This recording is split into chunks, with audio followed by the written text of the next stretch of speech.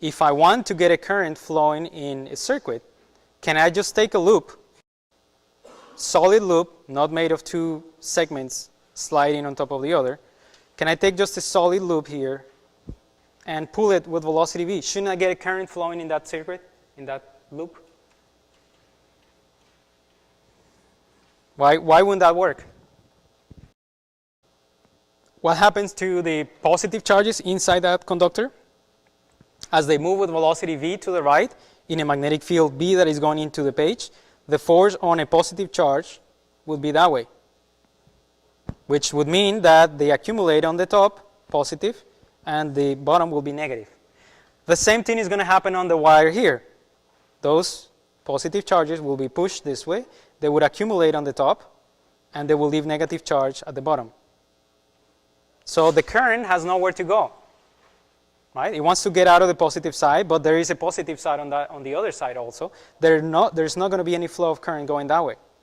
Because for current to flow, it has to go from high potential to low potential. It's not going to go from high to high if they are the same. Right? So this circuit like this, when you pull it, there will be a difference in potential generated, but the equivalent of that circuit is going to be something like a battery connected here, positive side, negative here, and then you connect another battery with the same polarity like this, negative and positive. There is no current here. If both EMFs are the same, there will not be any current flowing there. Current wants to get out of this side and go towards, but the same happens from the other side of the battery, from the other battery. Okay? So this would not work to generate a current. It would not flow in any particular direction. Okay? Things are different, so that's why we have this wire setup with a bar sliding on top of it. That would work, right? But you can get something similar to what I just proposed that didn't work. Just a solid coil, and that would generate a current if you pull it with a velocity v, if and only if only part of the coil is inside the magnetic field. This is the region where the magnetic field is. Why would that work? Now this part that is inside the magnetic field would get polarized like this, and that will be able to throw current this way.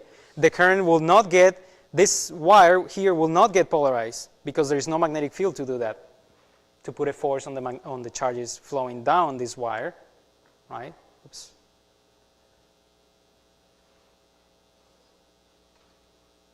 So this side doesn't get polarized, so you only have one battery going on there.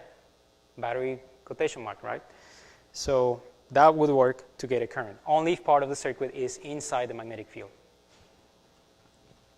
An interesting effect that happens, that this explains, is the following. If you have a magnet, say North Pole and South Pole, so magnetic field lines coming this way, and you put a sheet of conducting material, it doesn't have to be iron, which is magnetic, it could be aluminum, it could be copper, which is not magnetic also, and you grab this sheet and you pull it out of this magnet, you will be able to feel some sort of like a molasses effect. You will feel like there is this resistance for you to pull out the piece of metal. Again, not because the metal is getting magnetized, because you can pull a sheet of aluminum and the same thing is going to happen. What is happening is what we just discussed there. If you look at the sheet of metal from the top, this is the region where the magnetic field is, let's say that it's going into.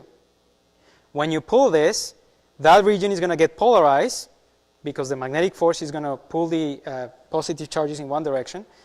That would establish a current. The current has many possibilities to return to the negative side. So you get something going like this. But the returning currents do not experience any force because they're outside of the magnetic field. So only the current that is flowing inside the magnetic field, the region where there is a magnetic field, that experiences a force. If you do your right-hand rule, you will find out that the force on that current will be to the left. So if you pull to the right that sheet of metal, you will feel a resistive force to the left. Okay? So it's similar to the coil partially immersed in a magnetic field, and you pull on the coil. You will get a current flowing and a force also on that coil. These currents that are flowing in the metal, they're called eddy currents. And there's some technological applications for those currents. For example, you can use them to slow down the motion of a train. All you have to do is make sure that, well, the rail is a metal usually, and if the train has, if you put a magnet here, an electromagnet with current flowing through it that would polarize it, make it a magnetic field. If this is the North Pole, this is the South Pole, right? As the train is moving, if you turn on the electromagnet to make it into a magnet, right? These same currents are going to flow inside the rail, right? And they're going to slow down the motion of the train. So instead of having some material that rubs against another one to slow down, which is what happens in the cars, where the pads touch the disc, and that's what slows down the motion of the car. In this case, there's nothing touching anything else. There's no wearing of any pads. You just have to put in a current through this thing, and the vehicle will slow down because of these eddy currents going on there. The same force that is trying to prevent you from pulling the sheet of conducting material out of the magnet. Same thing. Now we can go back to this coil. The whole purpose was to understand what was happening with that coil, right? Why did the ammeter show a current flowing in that coil when I moved the coil towards the magnet?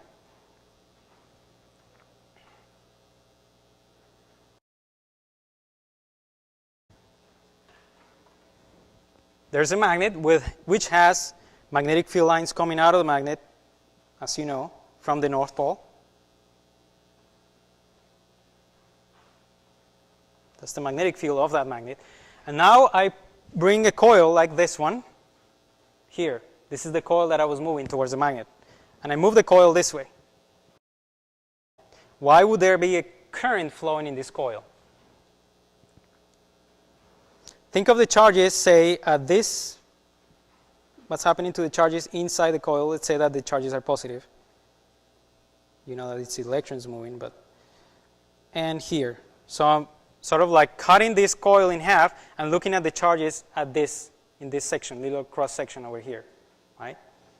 So those charges are moving with a velocity v in a magnetic field that is pointing that way, at that location, right? Is this same magnetic field that that is coming out of the magnet. That's the B, right? So if you use your right hand rule this way, extend your hand, the thumb goes in the direction of the velocity, the other fingers go in the direction of B, right? Your hand is pointing out of the page, correct? So that is the force acting on a positive charge located here. If you had a positive charge here, that positive charge would experience a force coming out like this, right? The force would be this way. So those positive charges, as soon as I move this way, the positive charges here are being pushed up towards you, right? Out of the screen. What happens to the charges over here on this side of the coil? The ones that are over here. The velocity is to the right. The magnetic field is pointing that way. Therefore, the force on those charges, you have to put your hand like this now. The thumb goes with V, the fingers are going with B, and your hand has to be, the palm is pointing down. So the force is into the page. This is your F. F is into the page. So, where do I grab this? So notice, here on this side of the coil, the force is going up. Here on this side of the coil, the force is going into. So that is showing you that the current is flowing this way on this coil. Out from this side, into on this side. Okay?